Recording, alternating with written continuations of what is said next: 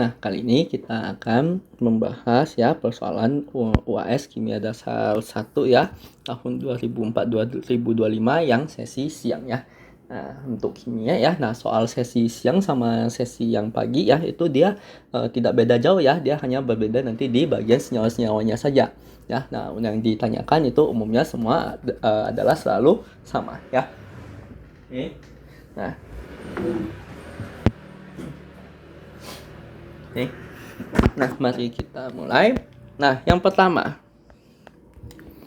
tuliskanlah konfigurasi elektron keadaan dasar untuk Fe, Fe2+, dan juga Fe3+. Maka kita bisa tuliskan bahwa Fe itu nomor atomnya berapa. Nah, Fe itu nomor atomnya kita bisa lihat di tabel periodik ya. Dia adalah 26. Nah, yang paling dekat dengan dia siapa ya? Nah, yang paling dekat dengan dia itu adalah si Ar ini. Nah, berarti kita bisa tuliskan nanti konfigurasi elektronnya adalah 18 Ar ya. Kemudian nanti ini habis itu dia masuk ke yang kulit keempat, 4s2, 3d6. Nah, kemudian untuk Fe2+ bagaimana? Nah, Fe2+ artinya kan dia melepas 2 elektron ya. Nah, elektron yang dilepas itu selalu dari kulit terluar ya. Nah, maka jadi kalau ini kita lepas, maka ya, yang dilepas itu pasti adalah yang dari kulit ke 4s2 ini. Ya, nah sehingga kita akan dapati ini adalah 18 Ar 3d6. Oke, nah kemudian nanti untuk Fe3+ bagaimana? Ya, nah Fe3+ sama juga ya. Nah, di sini kan kita melepas 3 elektron ya. Nah, dia lepas 2 dari yang kulit 4s ini, satunya lagi dari yang 3d. Oke, ya. Nah, itulah nanti si konfigurasi elektronnya ya. Oke, untuk Fe, Fe2+, dan juga Fe3+. Nah, itu untuk yang soal pertama ya. Nah, kemudian selanjutnya, nah bandingkanlah energi ionisasi kedua dan ketiga pada Fe ya. Nah, ingat bahwa energi ionisasi ya, itu baik nanti dia kedua, ketiga ya, itu pasti dia akan cenderung selalu meningkat ya. Jadi, bisa kita jawab bahwa energi ionisasi yang ketiga pasti akan lebih besar ketimbang nanti energi ionisasi yang kedua.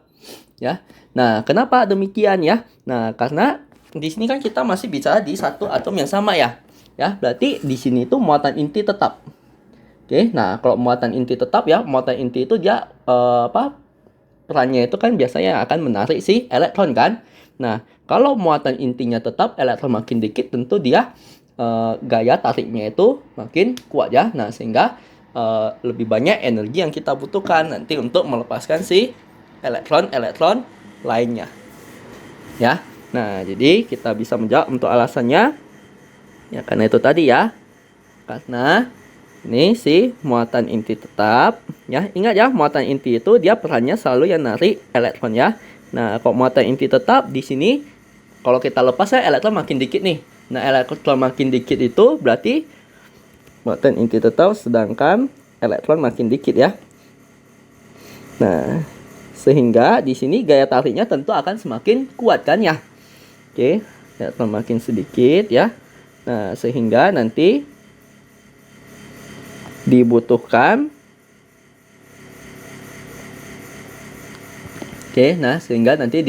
ya energi yang besar untuk energi yang lebih besar untuk melepaskan si elektron lainnya.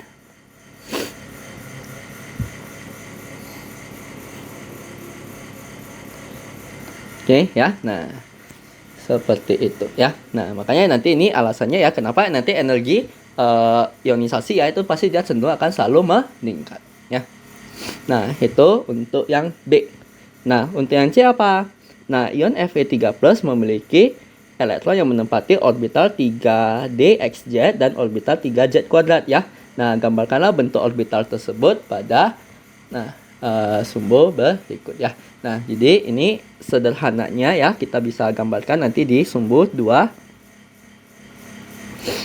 Nah, oke. Nah.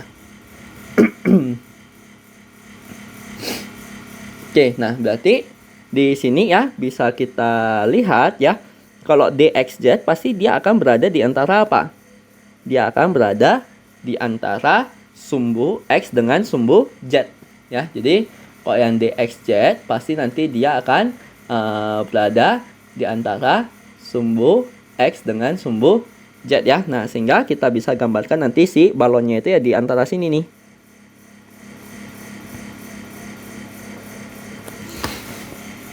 Oke, ini harusnya nanti dia sama besarnya ya.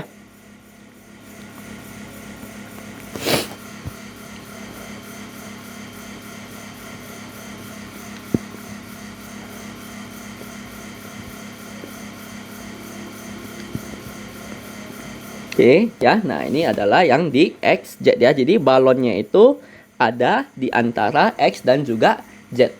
Ya. Nah, sedangkan kalau kita bicara di DZ kuadrat ya. Nah.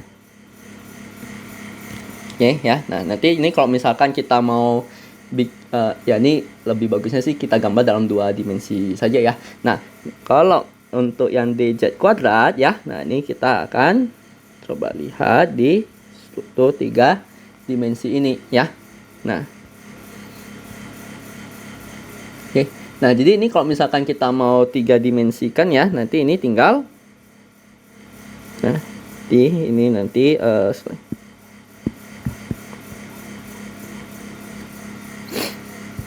ya, nanti ini sumbu y-nya di sini ya. Nah, ya ini kalau kita mau bikin dia 3 dimensi ya. Nah, pokoknya intinya dia pasti mesti berada di antara sumbu X dengan sumbu Z ya. Nah, untuk yang DZ kuadrat, maka nah katakanlah nanti ini kita punya sumbu X, sumbu Y, sumbu Z, maka kita bisa gambarkan nanti dia menjadi, nah dia kalau yang DZ kuadrat dia bentuknya adalah ini ada balon ya, ini nanti ke bawah ada balon lagi, kemudian nanti ini dia semacam kayak ada bentuk suatu cincin ya, cincin nanti dia mengelilinginya ini ya. Oke, bayangkan nanti ini 3 dimensi ya. Oke ya, nanti dia akan membentuk cincin di tengahnya ya. Nah, inilah yang orbital bentuk bentuk orbital dari DZ kuadrat. Oke ya. Nah, kemudian selanjutnya tuliskanlah 4 bilangan kuantum yang mungkin untuk elektron terluar dari ion O2 min ya. Nah, kita tahu O itu nomor atomnya berapa? O itu kan nomor atomnya adalah 8 ya. Jadi kita bisa tuliskan dia 1s2, 2s2, 2p4. Nah, berarti kalau kita bicara nanti di O2 min, nah maka kita bisa jawab nanti dia sebagai 1s2, 2s2, 2p2. Oke, ya. Nah, maka di sini untuk menjawab nanti siapanya 4 bilangan kuantum untuk elektron terluarnya ya. Nah, ini kita bisa ambil yang baik yang 2p2 boleh atau yang 2s2 ini juga boleh ya. Nah, jadi keduanya itu boleh ya. Nah, kalau kita ambil untuk yang 2s2, berarti ini 4 bilangan kuantumnya apa? N-nya adalah 2, L-nya adalah 0 ya. Nah, nanti M-nya itu adalah 0 juga ya. Nah, untuk spinnya dia nanti bisa plus bisa min setengah. Oke, nah kemudian 2p2 ya. Nah, jadi kenapa kita boleh ambil kedua ini ya? Karena 2s2 sama 2p2 ini dua-duanya termasuk elektron yang elektron valensi atau elektron terluarnya ya. Nah, jadi jawab salah satu saja juga tidak masalah, ataupun mau jawab ke dua-duanya itu juga tidak masalah ya. Nah, sehingga di sini kita bisa dapati kalau untuk yang 2p2 dia gimana? N-nya sama dengan 2, L-nya sama dengan 0. Nah, untuk bilangan kuantum M-nya, ingat kita punya 3 kotak ya. L-nya sama dengan 1 ya, karena dia P. Nah, di sini kan kita punya 3 kotak nih. Oke. Nah, ingat di ketiga kotak ini. Oke, di ketiga kotak ini kita bebas ya meletakkan nanti si elektronnya ya. Boleh nanti di sini, boleh nanti di sini, boleh nanti di sini gitu ya. Nah, sehingga untuk M-nya ini kita punya 3 kemungkinan. Ya, dia boleh ada di -1 atau nanti di 0 atau nanti di +1. Nah, untuk spinnya dia boleh plus minus setengah ya. Nah, jadi mau jawab yang ini juga oke, mau yang ini juga oke, mau jawab dua-duanya itu akan lebih bagus lagi ya. Karena keduanya itu termasuk dalam elektron valensinya. Ya. Nah, selanjutnya yang E. Ion Na+, F- dan O2- merupakan ion-ion yang isoelektronik. Urutkanlah ukuran jari-jari ion tersebut dari yang ukuran terbesar. Nah, jadi kalau isoelektronik artinya kan mereka memiliki si jumlah elektron yang sama ya. Nah, jadi karena jumlah elektronnya sama ya. Nah, kita prinsipnya di sini adalah ingat muatan inti itu adalah yang berperan sebagai penarik elektron ya. Yang ditarik di sini kan adalah si para elektronnya ya. Oke, ya, elektron-elektronnya itu semuanya akan ditarik kan. Nah, ini jumlah yang ditarik itu sama ya, karena dia isoelektronik. Jadi jumlah yang ditarik itu sama. Nah, mereka hanya berbeda di mana? Mereka berbeda nanti di muatan intinya atau nomor atomnya kan. Kita tahu O itu nomor atomnya 8, F itu nomor atomnya 9, sedangkan Na itu nomor atomnya adalah 11 ya. Nah, maka prinsip kita tadi seperti tadi yang namanya muatan inti dia berperan sebagai penarik elektron. Nah, ini berarti makin besar nomor atomnya, muatan inti akan makin banyak kan? Nah, muatan intinya makin banyak artinya makin banyak yang narik. Yang narik makin banyak, elektron yang sama dia pasti akan makin kuat tarikannya ya. Tarikan makin kuat akan menghasilkan panjang ikatan yang lebih pendek ya. Nah, sehingga kita bisa ambil bahwa yang memiliki ukuran terbesar itu pasti adalah yang nomor atom terkecil, yaitu O2-. Nah, habis itu baru di F-, habis itu nanti baru di Na+. Oke ya, jadi prinsip kita itu nanti di sana ya. Muatan inti sebagai penarik, yang elektronnya itu sebagai yang ditarik. Oke ya. Nah, dan yang F, bandingkanlah energi kisi antara FeO dengan Fe2O3 mana yang lebih besar ya. Nah, kalau kita bandingi energi kisi, ingat prioritas utama kita adalah di mana? Prioritas utama kita adalah di muatan dulu ya. Nah, ini Fe ini muatannya +2, sedangkan O ini -2.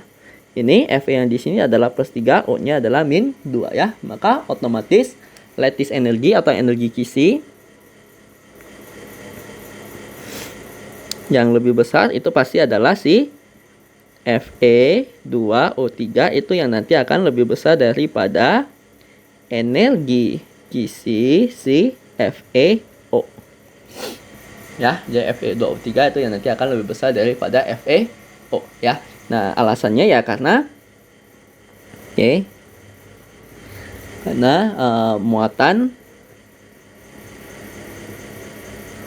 Fe ya, muatan Fe pada Fe2O3 ya lebih besar daripada muatan Fe pada si FeO itu ya.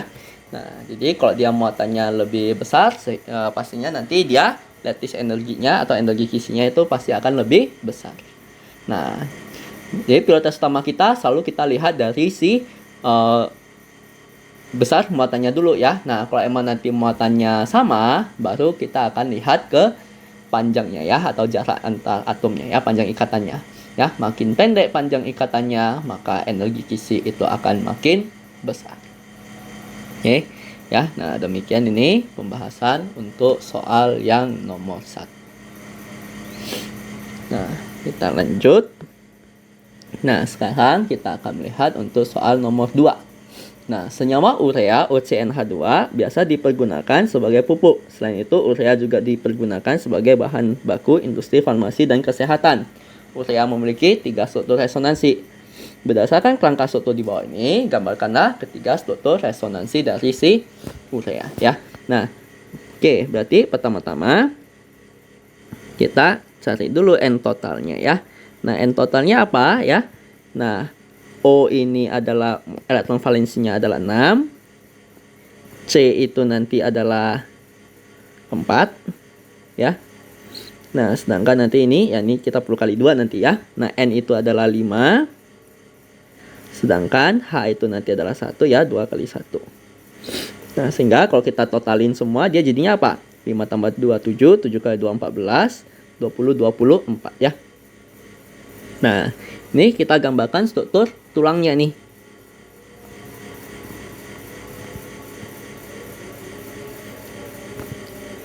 Oke, kita gambarkan semua struktur tulangnya.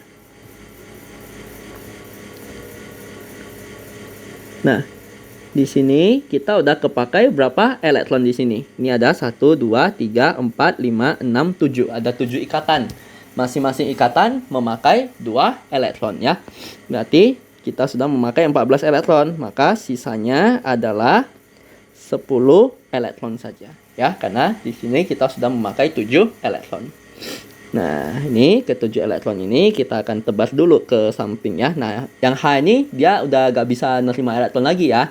Oke, dia maksimal cuma bisa 2 ya. Nah, yang O ini masih bisa 1, 2, 3, 4, 5, 6. Nah, ini 7, 8.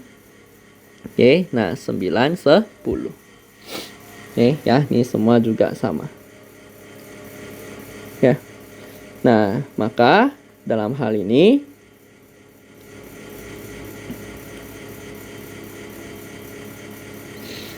kalau kita lihat ini kan dia si muatan formal untuk yang C ini ya. Muatan formal untuk yang C ini kan adalah apa?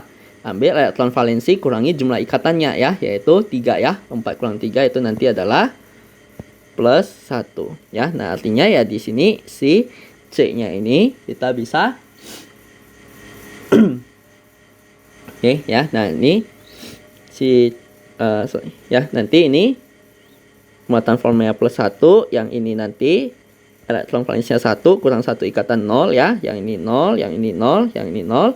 Nah, yang ini elektron valensinya adalah 5 kurang 3 kurang 2 ya. Nah, jadinya adalah 0. Ini jadinya muatan formalnya 0. Ini elektron valensinya adalah 6. 6 kurang 1 itu nanti jadinya adalah 0 juga. Min 1 ya, sorry. 6 kurang jumlah elektron bebasnya kan 6. Kurangi jumlah ikatannya adalah 1 ya. Makanya nanti dia jadi min 1. Nah, tiap ada plus sama min ini bisa kita ambil. Kita jadiin dia sebagai ikatan rangkap. Ya, nah sehingga kita akan dapati ini muatan formalnya 0. Ini muatan formalnya juga 0. Oke, nah karena di sini ditanyakan struktur resonansinya itu bakal ada apa saja ya. Nah, berarti tinggal kita pindahin aja ya si rangkapnya ini. Nah, rangkapnya ini juga bisa kita taruh nanti di sini. Ya, juga nanti kita bisa taruh di sini. Oke, ya. Nah, tapi nanti si kedua struktur ini akan memberikan muatan formal yang berbeda-beda ya. Nah, ini kalau kita lihat, ini muatan formalnya berapa? Elektron valensinya 6, kurangi jumlah elektron 6, kurangi jumlah ikatan 1 ya. Berarti ini tetap min 1 ya. Ini juga sama, ini min 1 ya. Nah, oke. Nah, sekarang untuk yang ini berarti elektron valensinya kan 5. Kurangi jumlah ikatannya itu adalah 3. 5 kurang 3, 2. 2 kurang 2. Berarti ini muatan formalnya adalah 0. Ya, nah ini elektron valensinya 4. Kurangi jumlah ikatannya 4. Berarti muatan formalnya juga 0. Nah, yang di sini muatan formalnya ada apa? 5. Ya. Nah, oke. Nah, ini 5. Dikurangi nanti dengan ini nggak boleh ada ini lagi ya, dia akan cuma boleh megang 8 elektron ya. Nah, 5 kurangi nanti dengan 4 ya, jadinya adalah plus 1 ya. Nah, yang ini berarti nanti ini plus 1 ya, sedangkan nanti ini adalah 0 ya, ini 0 juga. Oke ya, nah inilah nanti si 3 struktur resonansinya ya. Nah, kemudian yang B. Berdasarkan jawaban pada poin A, struktur mana yang paling stabil? Ya, jelas struktur yang paling stabil itu yang muatan formalnya paling banyak nolnya ya. Nah, di sini kalau kita lihat struktur 1 ini semua muatan formalnya adalah 0. Ya, nah oke, berarti kita bisa jawab yang paling stabil itu adalah struktur yang ke-1. Ya, karena ya kita Kenapa perlu jauh? Karena semua atau muatan formal dari setiap atomnya itu adalah 0. Oke ya. Nah, jadi ya kalau dia semuanya yang adalah 0 itu udah pasti adalah struktur yang paling stabil. Ya, nah, semakin banyak 0 dia akan semakin stabil ya. Nah, itu untuk yang B ya. Tentunya kalau yang bisa semuanya 0 itu hanya untuk atom yang untuk molekul yang nanti netral ya.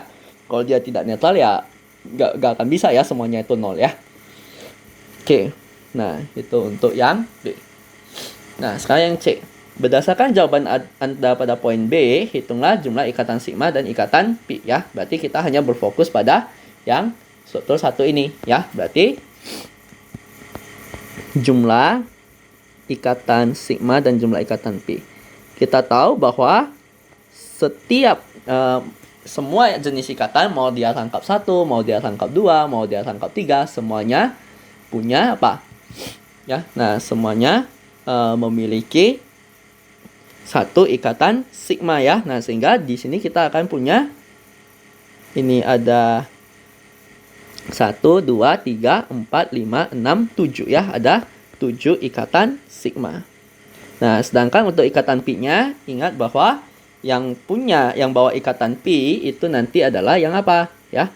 Yang rangkap 2 ya. Rangkap 2 dia bawa 1 pi, rangkap 3 bawa 2 pi. Nah, di sini kan cuma ada 1 ya ikatan rangkapnya ya. Nah, berarti ini ikatan rangkap 2 cuma ada 1, berarti pi yang dibawa cuma 1 saja ya. Nah, itu untuk yang C. Nah, untuk yang D, urea memiliki panjang ikatan CN dengan panjang ikatannya 137. Sedangkan panjang ikatan tunggal CN rata-rata itu adalah 147 pikometer ya. Mengapa ikatan CN pada urea lebih pendek dari ikatan tunggal CN yang rata-rata? Ya. Nah, ini ya sederhananya karena ada resonansinya.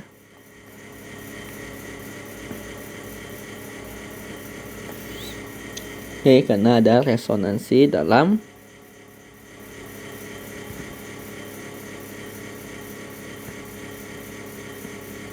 struktur urea ya. Nah, jadi kalau kita lihat ini kan kita si CN-nya ini kan yang tunggal nih ya. Kemudian nanti ini ada struktur resonansinya ya. Ya, nah sehingga ini ada resonansinya kan nanti dia berupa ikatan rangkap kan ya. Nah, sehingga kalau kita hitung nanti si orde ikatannya dia jadi seolah-olah jadi apa? Ini ikatan rangkap 1, ini ikatan rangkap 2, jadi kita jumlah bagi 2 gitu. Ya, nah maka kita akan dapati bahwa nilai rata-ratanya kan nanti di 1,5 ya. Nah, maka ini ya kita bisa jawab juga nanti sehingga si panjang ikatan CN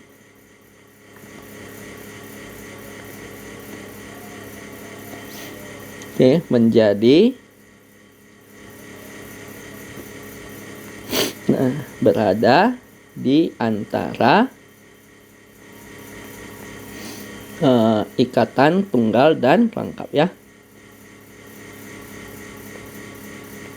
Nah, jadi karena adanya si prinsip resonansi ini ya, dia elektronnya itu ada terdelokalisasi ya. Oke, kan itu dengan ikatan. Nah, sehingga ya kita bisa pandang ya seolah-olah nanti ini orde ikatannya itu dia bukan lagi 1 ya, tapi karena dia bisa rangkap berarti ya rata-ratanya itu jadi sekitaran 1,5. Nah, orde ikatan makin tinggi itu kan nanti menyebabkan apa? Ya, orde ikatan makin tinggi ya. Nah, itu akan menyebabkan bahwa nanti si kekuatan ikatan meningkat. Nah, kekuatan ikatan yang meningkat itu akan menyebabkan apa? Kekuatan ikatan yang meningkat itu akan menyebabkan nanti si panjang ikatan akan makin pendek ya. Nah, itulah mengapa alasannya kenapa ikatan CN ini dia lebih pendek daripada ikatan tunggal CN yang rata-rata. Ya, jadi simply karena ada si resonansi itu ya, atau dari si prinsip delokalisasi muatan. Oke. Nah, yang E, apakah urea bersifat polar ataupun non polar ya? Nah, berikanlah penjelasan singkat ya. Nah, di sini kan kalau kita lihat dia udah tidak simetris ya. Nah, kalau tidak simetris ya kita sudah bisa langsung menjawab bahwa jadi urea ini nanti dia bersifat polar ya. Nah, yang kemungkinan bisa non polar itu berarti dia mesti simetris ya. Artinya ya kalau di sini NH2 ya atasnya juga mesti NH2. Itu baru ada kemungkinan nanti dia bisa non polar ya. Nah, tapi karena itu udah berbeda, udah pasti dia bersifatnya adalah polar ya. Nah, alasannya ya tinggal kita sebut saja bahwa geometri molekul urea tidak stabil, tidak simetris ya. Tidak simetris sehingga nanti si total ya jumlah momen dipolnya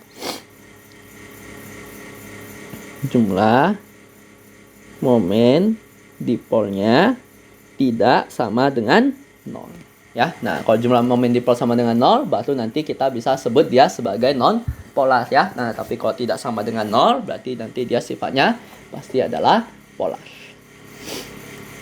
Oke, nah itu ya ini demikian ini pembahasan untuk yang nomor 2. Oke. Nah, kemudian sekarang kita lanjut untuk yang soal nomor 3. Nah, etana amida atau lebih dikenal dengan nama asetamid merupakan salah satu produk organik yang banyak digunakan dalam industri. Nah, struktur molekul asetamid ini ditunjukkan pada gambar di bawah ini. Ya, sebelumnya ini tadi sedikit tambahan ya. Nah, jadi kalau yang adanya si prinsip resonansi ini ya, nah ini biasanya akan menyebabkan apa ya? Nah, kalau ikatan tunggal ya, dia cenderung nanti pasti akan lebih pendek ya. Nah, tapi ya kalau ikatan rangkap ya, nah nanti dia cenderung akan lebih panjang. Oke ya, jadi kalau ikatan tunggal ya, nanti dia jadinya cenderung akan lebih pendek ya. Nah, sedangkan kalau kita berbicara di ikatan rangkap ya, nah maka nanti dia cenderung akan memanjang. Oke ya, nah itu sedikit tambahannya. Nah, kita lanjutkan di yang soal nomor 3 lagi. Nah, di sini struktur asetamid ditunjukkan pada gambar di bawah ya. Nah, tentukanlah orbital pada atom C nomor 1 yang digunakan untuk membentuk ikatan sigma dan pi dengan atom O yang membentuk molekul asetamid di atas ya. Nah, orbital yang membentuk ikatan sigma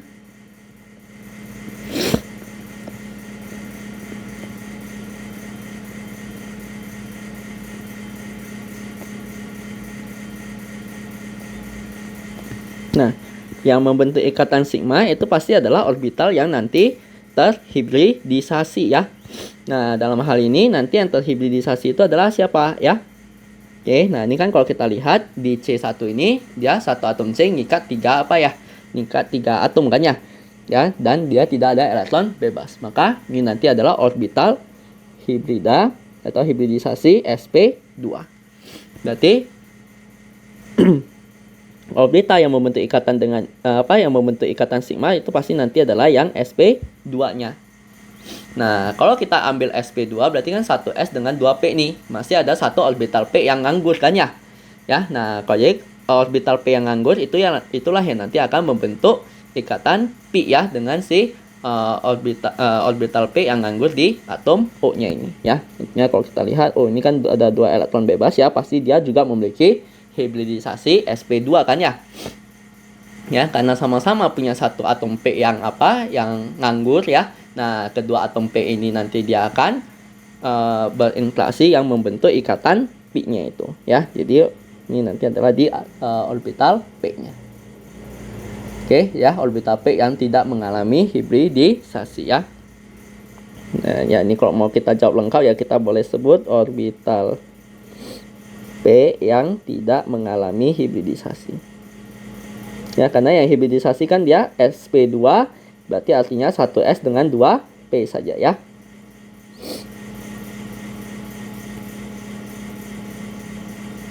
Nah, oke. Kemudian yang B.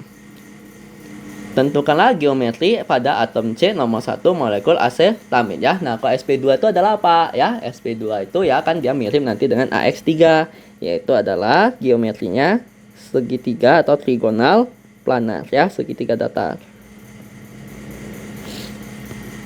Oke, kemudian perkirakanlah besar sudut ikatan alfa dengan beta ya pada molekul asetamid. Nah, ini kan kalau kita lihat dia sp2 ya, atau nanti ini ya dia mirip seperti AX3 ya. Nah, kalau ini bagaimana ya? Nah, ini dia satu atom C ngikat 4 atom ya, berarti ini adalah yang AX4 atau tetrahedral. Nah, kita sudah tahu bahwa ya berarti nanti ini kita bisa jawab bahwa sudut ikatan alfa, nah ini kan tadi yang segitiga planar ya. Nah, yang segitiga planar berarti dia nilainya adalah di sekitaran 120 derajat ya. Nah, sedangkan untuk yang beta, nah beta itu kan dia yang tetrahedral ya. Nah, yang tetrahedral itu nanti adalah 109,5 derajat. Oke ya. Nah, ini udah ada hafalannya ya. Untuk masing-masing geometri itu mereka memiliki sudut yang berbeda-beda ya. Nah, oke. Nah, itu yang D ya. Nah, kemudian yang C ya. Nah, kemudian yang D.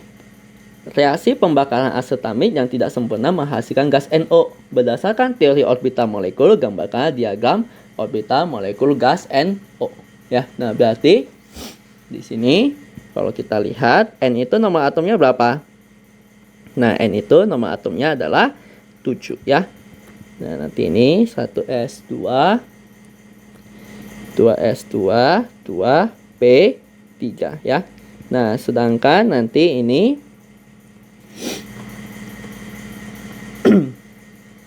untuk O itu nomor atomnya adalah 8. Oke, nah, ini berarti adalah 1s2 2s2 2p4. Nah, kalau kita lihat ini jumlah nomor atomnya kan adalah yang 15 ya. Nah, kalau jumlah nomor atomnya 15 berarti nanti kita akan pakai versi yang ini. Oke, nanti kita gambarin. Nah, ini karena dia heteronuklear ya, berarti nanti yang lebih elektronegatif ya kita taruh di sebelah kiri ya, misalkan. Nah, ini kita bikin sedikit lebih rendah gitu ya. Nah, ini nanti 2s. Ya, nanti yang sebelah kanan kita taruhnya itu nanti adalah si O ya. Nah, yang lebih elektronegatif kita akan bikin dia sedikit lebih rendah.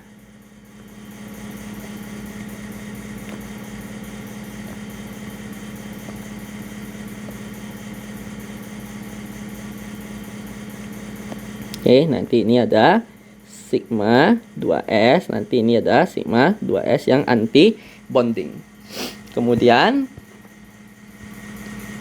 nah, ini akan ada lagi yang orbital P-nya ya. Nah, ini juga kita bikin sedikit lebih rendah ya untuk atom yang lebih elektronegatif ya. Nah, oke, karena di sini total nomor atomnya adalah 15, maka kita akan pakai versi yang sigma dulu baru pi.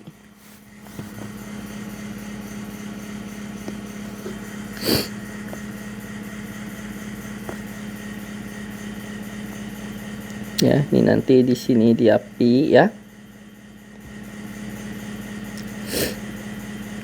Oke, nanti ini di bawahnya adalah yang sigma ya berarti ya.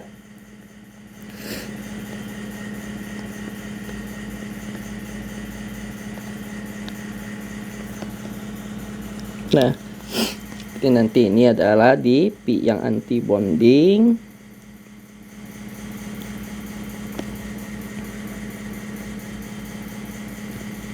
Oke, nanti ini sigma anti bonding. Oke, ya ini nanti 2p.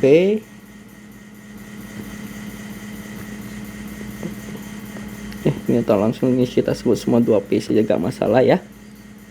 Nah, ini berarti sigma 2p, ini pi 2p, ini pi 2p, ini P 2P anti bonding, ini P 2P anti bonding, nanti ini sigma 2P yang anti bonding. Nah, kita tahu di sini N itu dia elektron valensinya ada S2P3 ya. Ini 1 2 1 2 3. Nah, sedangkan O ini S2P4 ya. Berarti ini 1 2 1 2 3 4. Nah, ini totalnya ada 4 elektron kan? Ya, langsung kita isi nih ya. 1 2 3 4. Nah, ini totalnya ada 7 elektron ya. Berarti kita langsung isi 1 2 3 4 5 6 7. Oke ya. Nah, inilah nanti diagram orbital molekul dari si ya. Ini nanti sumbu ininya nanti nunjukin si energi. Nah, inilah diagram orbital molekul dari si NO. Oke. Ya. Nah, kemudian pertanyaan ke-nya, tentukanlah orde ikatan dan sifat kemagnetan dari gas NO ini ya. Nah, orde ikatannya berarti adalah apa? Nah, ambil jumlah elektron yang bonding ya. Yang bonding itu berarti yang nggak ada bintang ya. Ada 2, 4, 6, 8. Nah, kurangi dengan yang anti bonding. Yang anti bonding berarti yang bintangnya ya, yaitu 2 tambah 1 itu adalah 3. Nah, bagikan nanti dengan 2. Nah, dapat ini 5 bagi 2 itu adalah 2,5. Oke. Nah, kemudian untuk sifat magnetnya gimana? Nah, untuk sifat kemagnetannya,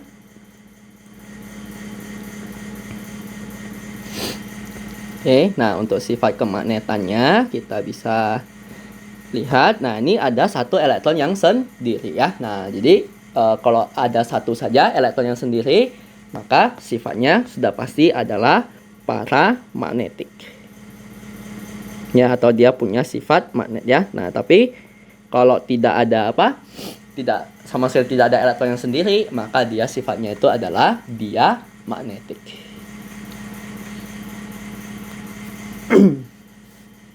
Oke ya. Nah, demikian ini pembahasan untuk yang soal nomor 3.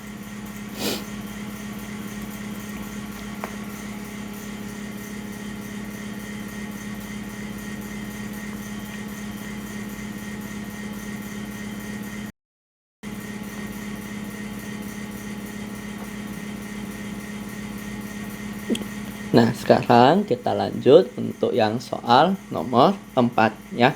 Nah, di sini perhatikanlah zat-zat berikut. Ada CH3CH2OH ya, ini ada CH3CH2Br ya, dan ini ada asam format. Nah, tentukanlah gaya antar molekul yang dominan pada zat berikut dengan memberi tanda centang pada tempat yang sesuai ya. Nah, ini ada OH-nya kan? Ya, ingat kalau H ketemu FON ya, handphone ya, H ketemu FON, itu nanti pasti akan ada yang namanya ikatan hidrogen. Oke, jadi di sini ya untuk butanol dan juga asam format ya, nanti ini keduanya ini pasti akan ada ikatan hidrogennya ya. Nah, kemudian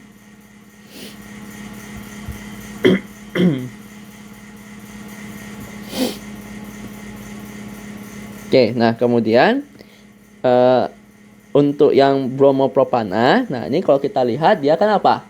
Dia senyawa yang non polar ya.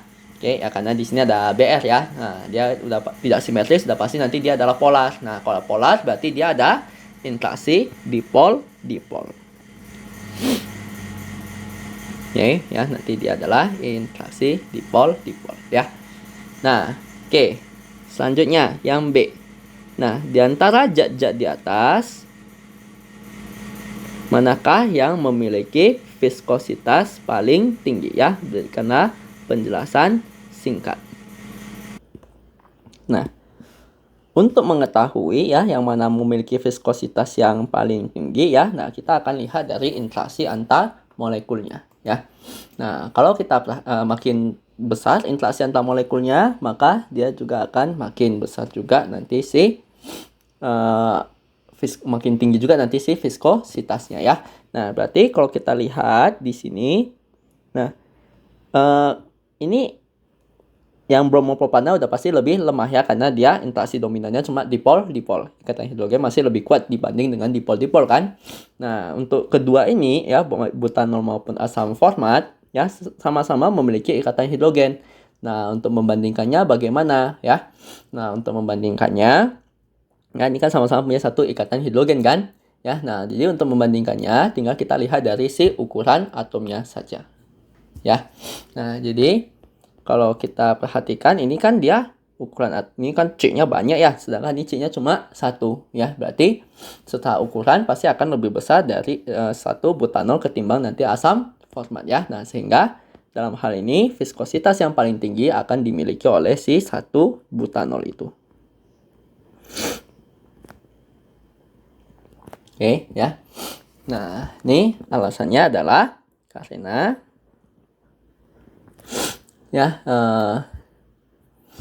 karena nanti dia ada terdapat ikatan hidrogen ya. Nah, tapi kalau ikatan hidrogen saja ya gak bisa menjelaskan ya, karena asam format juga ada ikatan hidrogen ya.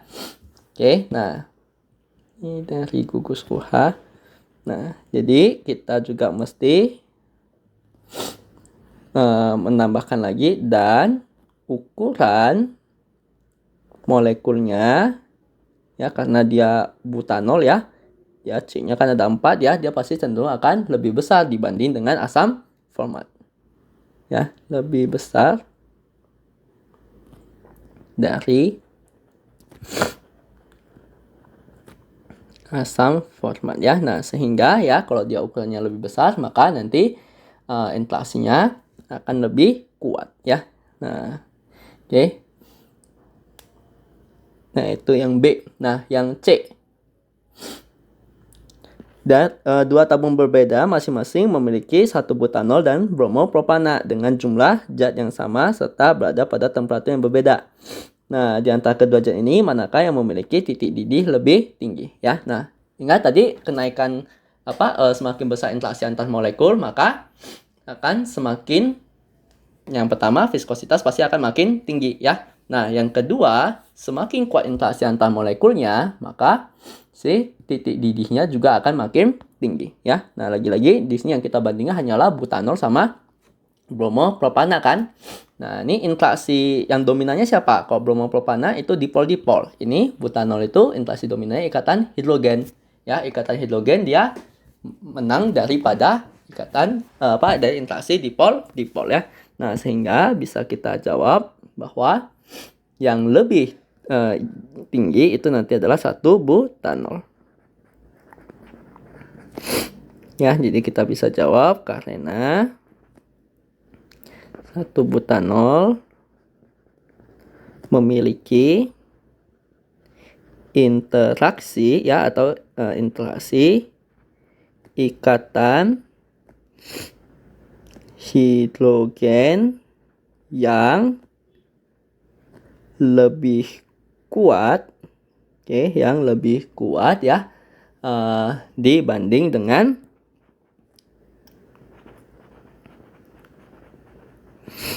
bromopropana ya.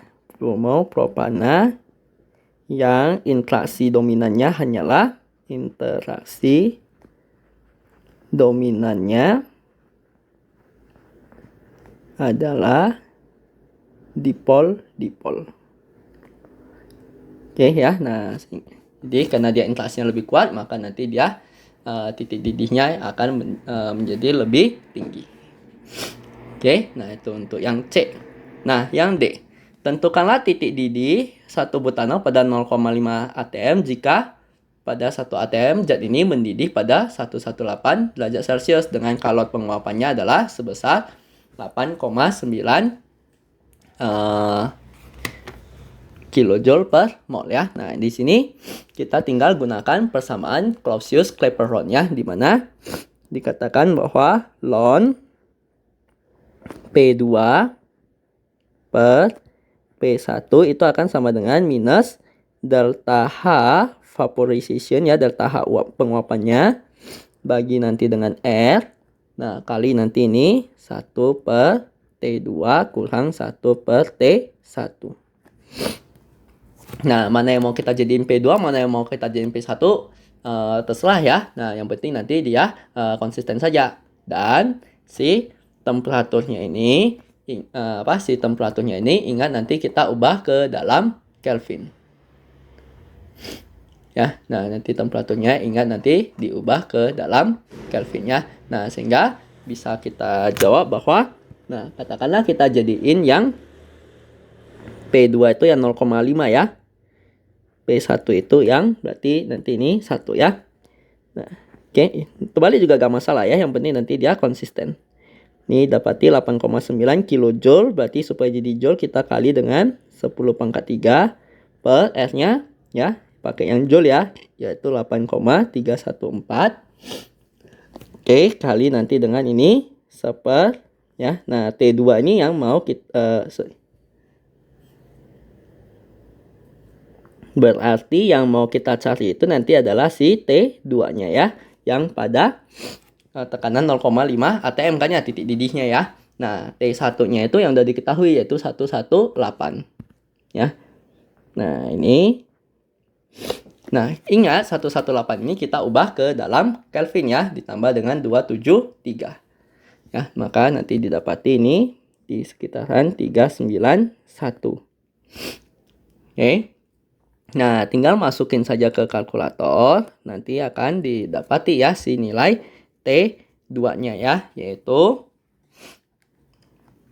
tinggal pakai solve saja ya ini ya.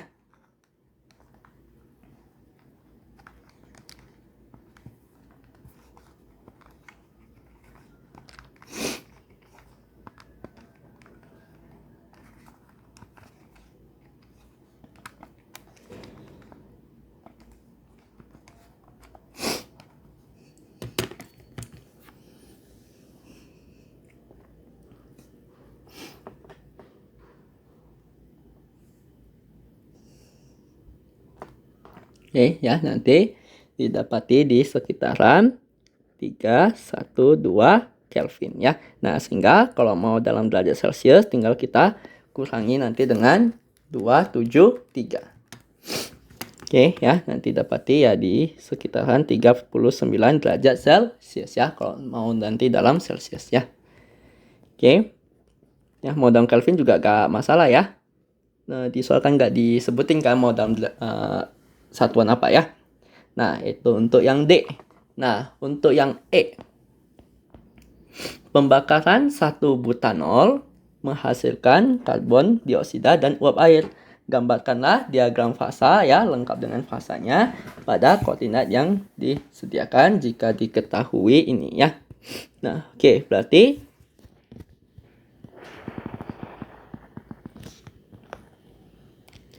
nah, kalau diagram fasa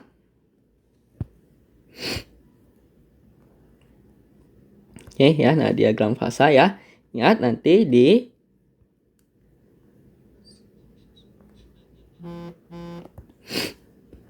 nanti di sini ya, sumbu X-nya itu adalah temperatur. Oke, ini temperatur ya. Nah, ini karena semuanya diketahui dalam Celcius, ya udah kita temperaturnya dalam satuan derajat Celcius saja ya. Nah, sedangkan sumbu Y-nya ini nanti adalah apa ya? Nah, sumbu Y-nya ini sumbu Y-nya ini nanti adalah tekanan ya. Nah, ini dalam satuan atm. Oke. Nah di sini kita udah tahu ya. Nah, nanti ini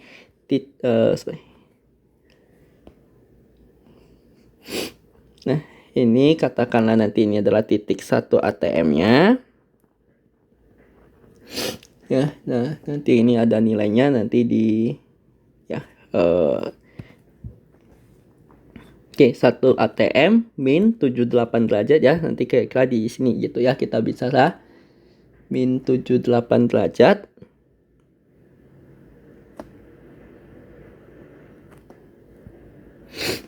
Oke, ini nanti adalah titik sublimasi ya. Nah, sublimasi berarti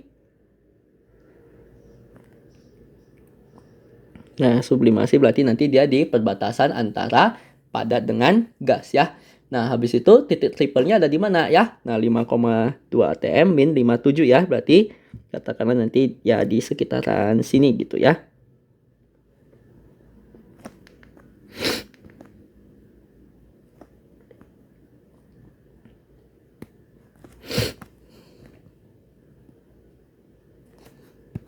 Oke, nah ini titik triplenya yaitu di 5,2 atm. Ya, nah sebetulnya nanti ini bentuknya udah ya semacam hafalan gitu ya.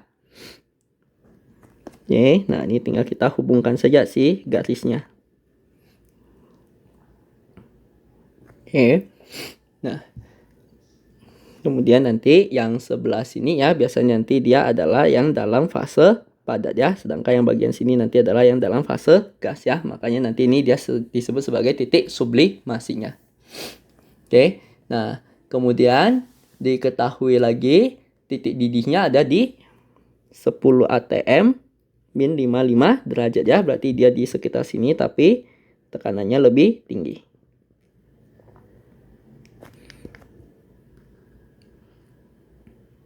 Oke, katakanlah nanti ini adalah di min 55 derajat.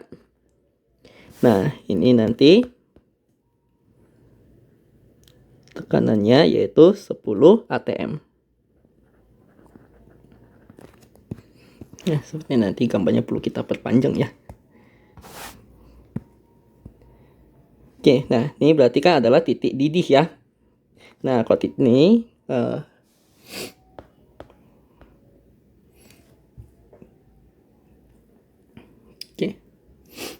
ya, nah kalau titik didih berarti nanti ini adalah perbatasan di antara yang cair dengan gas ya.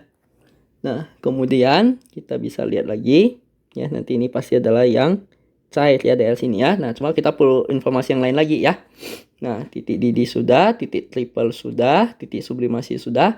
Nah, titik kritis ya. Titik kritis itu nanti ada di 31,1, berarti ini agak ke kanan dan tekanannya ada di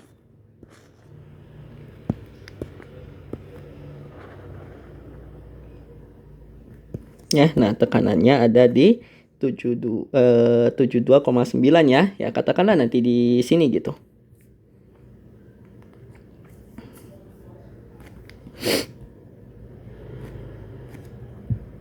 Ya, nanti ini sih berapa derajat itu? 31,1. Dikira-kira aja ini ya. Nah, ini nanti di 72,9 ya. Nah, itu adalah titik kritis. Titik kritis itu nanti titik paling ujungnya ya. Ya, jadi ini ke sini. Nah, nanti ini dia akan lanjut lagi ke titik paling ujungnya ini. Nah, habis itu kita ketahui lagi ini ada titik lelehnya yaitu di 10 atm min 56,9 ya. Berarti sekitaran sini nih. Ya, nah nanti dari sini dari titik triple kita tarik lagi garis ke sini. Ya. Nah, sehingga kita tahu nanti daerah yang sini inilah nanti si daerah cairnya ya. Ya, daerah sini ini adalah yang fase cair ya. Nah, makanya nanti ini adalah titik didihnya, nanti ini adalah si titik lelehnya ya. Itu. Nah, ini untuk yang soal ke E ya. Nah, ini bentuknya biasa udah fix ya. Ini padat, ini gas, ini cair ya. Cuma nanti ini lengkung-lengkungannya saja yang biasanya akan berbeda. Oke ya, ini kalau mau tanya sampai atas ya silakan saja ya. Nah, kemudian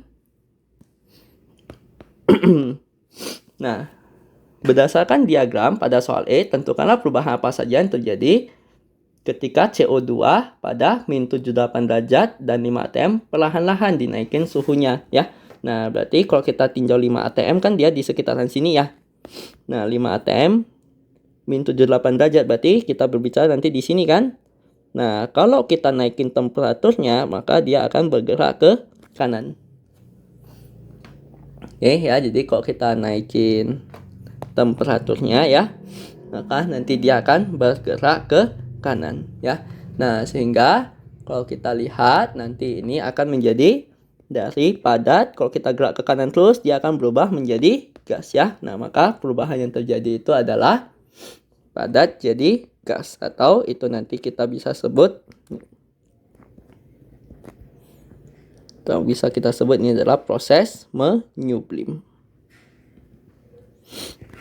Oke ya. Nah, jadi kalau kita naikin temperatur kita geraknya ke atas, tapi kalau kita kalau naikin tekanan kita geraknya ke atas ya, tapi kalau naikin temperatur kita geraknya nanti ke kanan. Ya. Nah, kemudian yang G, fasa apa saja yang dapat ditemukan pada 1 atm dan min 78 derajat ya. 1 atm min 78 derajat. Nah, ini kan adalah titik didihnya kan. Nah, titik didihnya pasti kita bisa temui dua fase ya. Karena kan belum tentu nanti semuanya belum tentu nanti dia semuanya ini bukan titik didih, titik sublimasinya ya. Nah, dia kan tidak semuanya menyublim nih ya. Masih ada sebagian berupa padatan. Maka kita bisa tuliskan nanti ini pasti ada fase padat dan juga gas yang bisa kita temui di sini. Ya, jadi karena dia belum semuanya menyublim nih ya. Nah, dia belum semuanya menyublim, pasti nanti ada ada sebagian yang udah menyublim, udah jadi gas, ada sebagian dia masih dalam bentuk padatan ya.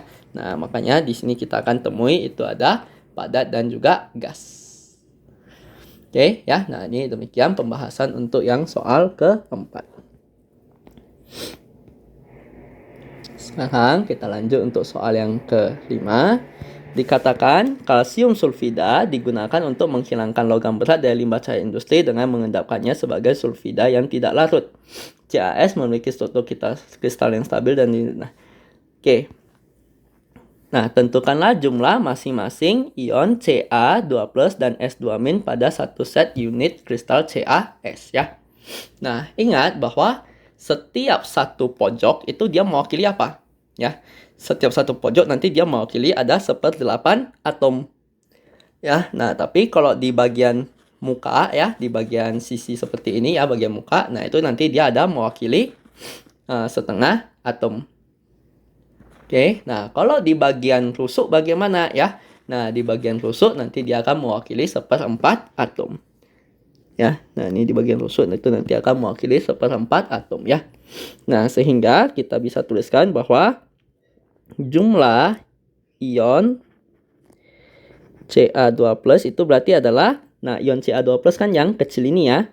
Nah, dia ada di rusuk ya. Nah, ini berarti ada berapa rusuk? 1, 2, 3, 4, 5, 6, 7, 8, 9, 10, 11, 12. Ada 12 rusuk ya. Nah, satu rusuk dia mewakili 1/4 atom. Nah, ditambahkan ini ada lagi satu yang di tengah-tengah ya. Nah, kalau di tengah-tengah dia nanti akan mewakili 1 atom. Berarti totalnya nanti di sini ada 4 ion ya. Oke, ada 4 ion Ca2+. Nah, kemudian untuk yang S2- bagaimana ya? Nah, untuk yang S2- dia kan ada di pojok ya. Nah, di pojok itu dia mewakili 1/8. Ada berapa pojok? 1, 2, 3, 4, 5, 6, 7, 8. Di 8 kali 1/8 ditambah. Nah, ini dia selain ada di pojok ada di sisi ya, atau di muka ya. Nah, kalau di muka atau di sisi dia mewakili setengah ya. Berarti ini tinggal ada berapa sisi di sini ya. Nah, ini setengah nanti dikali ada 1, 2, 3, 4, 5, 6 ya. Ada 6 sisi.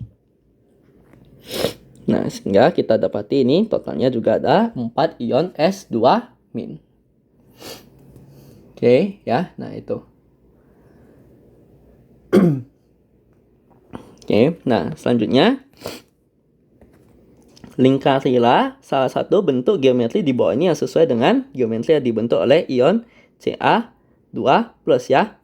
Nah, yang dibentuk oleh si ion Ca2+ sebagai pusat dari ion-ion terdekatnya ya. Nah, berarti kalau kita lihat ya, nah di sini si ion Ca2+ itu dia nempelnya dengan siapa saja? Dia nempelnya nanti ini, yang Ca2+ itu kan berarti yang kecil ini ya. Dia akan nempel dengan sini, nempel sini, nempel ke sini ya. Nempel ini depan, belakang, ini ke bawah ya. Nah, maka bentuk seperti ini, kalau kita perhatikan itu adalah bentuk apa? Oke ya, ini kan dia ya, ini nanti kan dia ngikat ke sini. Oke ya, nanti ini kalau kita lihat dia adalah bentuk oktahedral ya. Nah, berarti yang ini. Oke, dia bentuk oktahedral ya, karena dia nempel atau dia nanti mengikat ke ada 6 atom. Oke, ya. Nah, yang C, jika rapat massa senyawa tersebut adalah 2,63 gram per cm pangkat 3, tentukanlah panjang rusuk unit sel satuannya ya. Nah, di sini kita tahu bahwa yang namanya masanya itu berarti adalah apa? Nah, di sini kan kita punya 4 ion Ca, ada 4 ion S ya. Berarti kita hitung dulu masanya ya. Nah, masanya adalah 4 kali si AF-nya Ca bagi nanti dengan bilangan Avogadro ya. Karena kita hanya mau tinjau untuk 4 ion saja ya, bukan 4 mol. Nah, ditambah nanti dengan ini juga 4 kali AF-nya si S ya. Nah, ini bagi juga dengan bilangan Avogadro ya. Karena di sini kita hanya mau tinjau 4 ion saja ya, bukan 4 mol. Nah, jadi di sini tinggal kita masukin angka-angkanya yaitu nah ini 4 kita boleh 4 kali ARCA itu kan adalah sekitaran 40 ya. Oke, ditambah nanti dengan yang S itu adalah sekitaran 32. Nah, bagi nanti dengan Na-nya adalah apa? 6,02 kali 10 pangkat 23. Nah, sehingga nanti ini akan didapati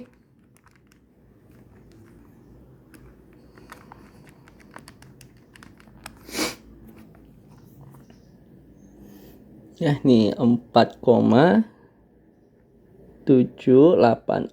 kali nanti dengan 10 pangkat minus 22 gram. Oke, ya. Nah, kita tahu bahwa rho itu kan adalah massa per volume.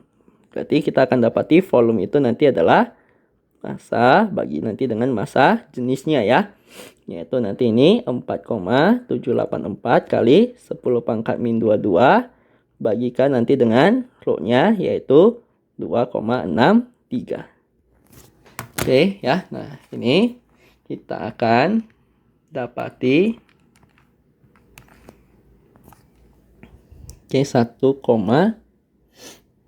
sekitar 1,82 kali 10 pangkat min 22 cm pangkat 3. Oke, nah maka panjang rusuknya itu kan nanti dia bentuknya kubus kan. Berarti volume itu kan nanti adalah A pangkat 3 ya. Nah, sehingga kita akan dapati A ini nanti adalah akar pangkat 3 dari nanti si volumenya. Yaitu akar pangkat 3 dari ini. Ya, nanti didapati di sekitaran 5,67 kali 10 pangkat min ya, pangkat min 8 ya, sentimeter. Nah, kalau kita mau ubah ke dalam pikometer ya. Nah, oke. Nah, kita tahu kok nano. Oke, nah kita tahu kalau nano itu kan 10 pangkat min 9 ya. Nah, kalau piko itu nanti 10 pangkat min 12 ya. Nah, berarti ini kita mesti, karena ini dari senti ya, berarti kita akan kali dengan 10 pangkat 10 saja ya. Kalau dia dari meter baru nanti 10 pangkat 12 ya. Nah, sehingga kita akan dapati ini adalah 567 pikometer. Oke, itu nanti adalah panjang rusuk dari satu unit sel satuannya.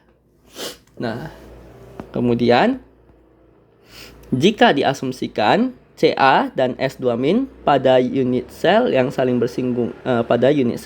bersinggungan, hitunglah jari-jari dari si ion Ca2 plusnya ini ya. Nah, diketahui jari-jari ion S2- ini sebesar 184. Nah, berarti kalau kita lihat bahwa ini kan dikatakan bahwa si Ca dan S2- ini nanti dia saling bersinggungan kan ya. Berarti kalau kita ambil saja ya, misalkan di satu bagian ini Oke ya, misalkan kita ngambil di satu bagian itu.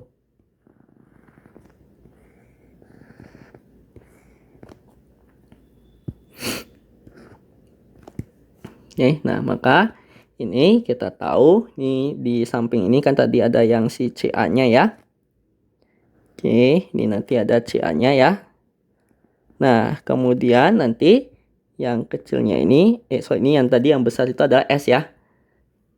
Ya, yang besar ini tadi adalah S ya, dan nanti yang di sini itu adalah yang si CA-nya ya. Berarti kan kita tahu ini adalah jari-jari dari si S ya. S2 min, ini nanti juga jari-jari dari S2 min ya. Nah, kalau ini adalah jari-jari dari Ca2 plus, nanti ini juga sama, ini adalah jari-jari dari Ca2 plus. Nah, sehingga ini panjang ini total semua, ini kan yang kita sebut nanti sebagai A-nya. Nah, berarti A ini akan sama dengan apa? Nah, A-nya ini nanti adalah 2 kali ya. Nah, 2 kali jari-jarinya Ca2 plus ditambah nanti dengan ini ya, 2 kali dari si jari-jarinya S2 min. Nah, di sini A-nya kan tadi sebelumnya udah kita hitung tuh, yaitu 567. Oke, nah di sini yang kita mau hitung jari-jari CA ya, berarti ini 2R dari CA2 plus ditambah 2 kali 184. Maka kita akan dapati R dari CA2 plus ini adalah, ini tinggal masukin ke kalkulator saja ya. Nah, di 99,5 pikometer. Nah, itulah nanti si jari-jari ion Ca2 plusnya ya. Nah, demikian ini pembahasan untuk yang soal nomor 5 ya. Nah, ini terkait dengan struktur kristal. Oke. Nah, kita lanjut. Nah, untuk yang soal nomor 6. Nah, ion Fe2 ini nanti pertanyaan ini terkait nanti dengan apa ya? Senyawa struktur senyawa kompleks ya.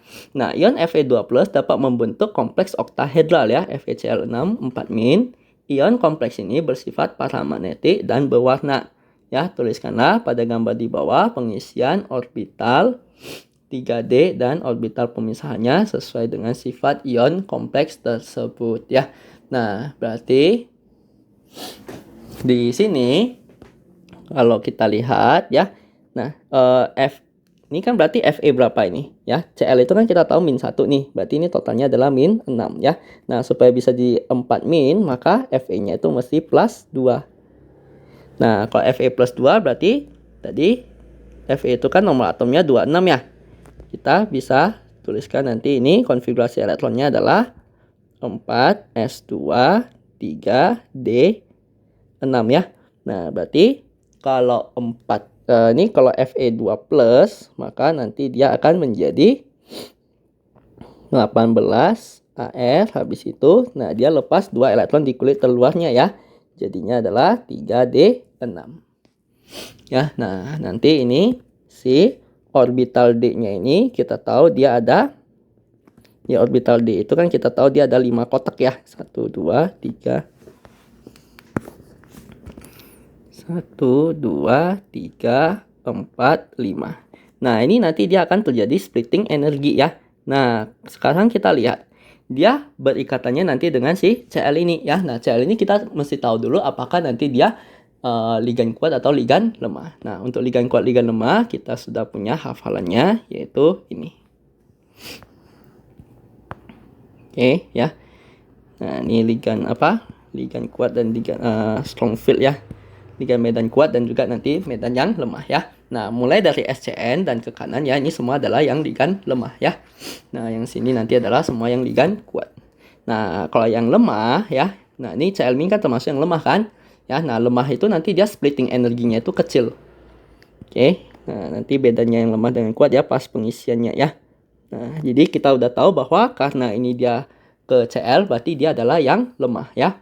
Nah, Cl kan dia di sini kan, dia tergolong yang lemah. Oke, nah ini yang bawah nanti ini ada. Oke, yang bawah nanti ini ada DXY-nya. Ini nanti ada DXZ, nanti ini DYZ ya. Nah, ini bebas ya. Ini urutannya terbalik juga gak masalah ya. Nah, yang penting ini yang 3 ini mesti ada di bawah. Kemudian nanti di atasnya itu ada yang D X kuadrat min Y kuadrat, dan nanti ini ada yang DZ kuadrat. Oke ya. Nah, yang penting nanti ini 3 mesti di bawah, yang nanti ini 2 mesti di atas ya. Nah, ini totalnya di kulit D-nya ada berapa elektron? Ada 6 ya. 2, 3, 4, 5, 6. Nah, kita akan ngisi 6 elektronnya itu ke sini nih ya, karena dia akan terjadi splitting energi. Nah, kalau dia yang medan lemah ya, ligannya medan lemah, maka dia energi gapnya ya atau beda energinya ini kecil, sehingga kalau kita mau isi 6 elektron di sini ya, kita bisa isi 1, 2, 3. Nah, ini kita bisa langsung ke atas dulu. Ya, nah tapi kalau kita bicara yang ke medan kuat ya, ligannya medan kuat, maka kita nggak bisa ke atas karena dia beda energinya terlalu jauh. Jadi kita mesti penuhin dulu yang bawah semua, baru nanti ke atas. Nah, di sini karena kita bicaranya di CL ini kan dia nanti adalah yang ligan yang medan lemah ya. Oke, nah yang medan lemah berarti kita boleh langsung lompat ke atas. Ya, nah ini habis ini 1, 2, 3, 4, 5. Nah, habis itu ini baru 6. Ya, nah ini juga yang ke bawah ini ya kita bebas ya, mau isi di sini boleh, mau isi di sini juga boleh ya, nggak mesti di DXY ini. Oke ya, nah jadi kira-kira nanti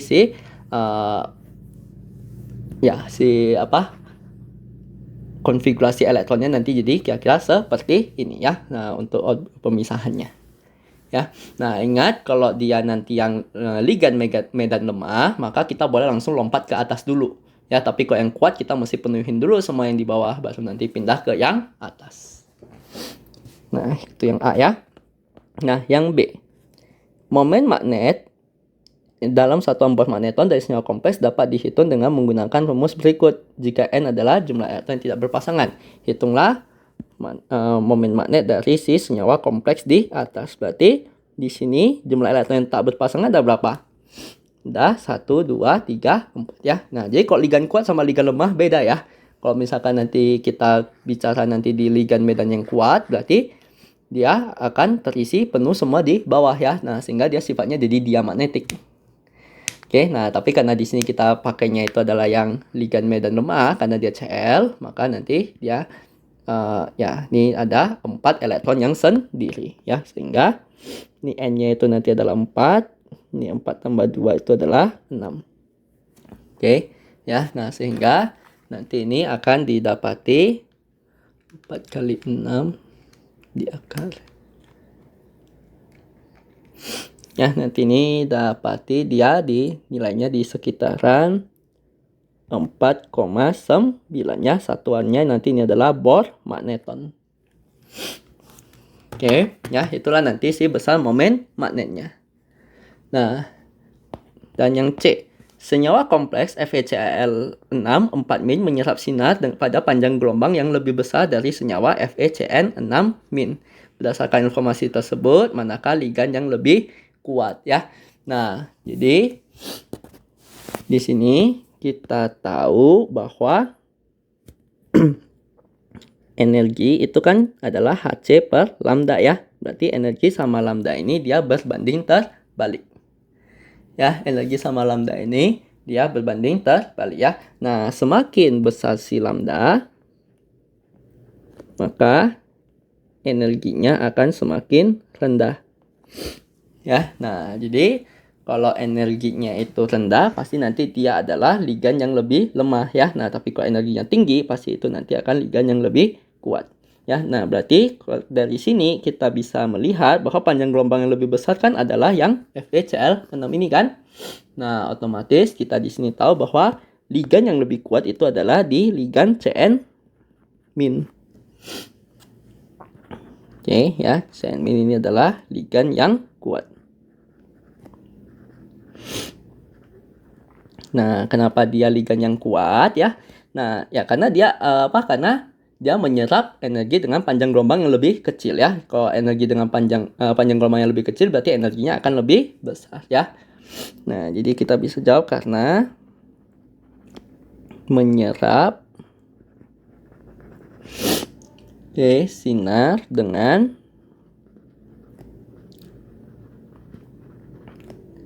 panjang gelombang ya, atau lambda yang lebih kecil ya.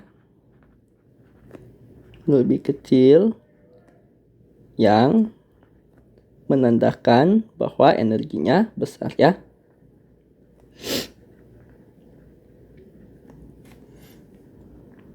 Energinya lebih besar. Oke ya, jadi kalau energi yang besar itu pasti adalah yang ligan kuat ya. Kalau yang ligan lemah itu nanti energinya juga akan kecil. Oke ya, nah ini demikian nih pembahasan untuk yang soal nomor 6 dan juga ini soal yang terakhir ya dari UAS Kimia Dasar 1A ini. Oke ya, nah ini silakan nanti Anda coba kerjakan dulu sendiri ya.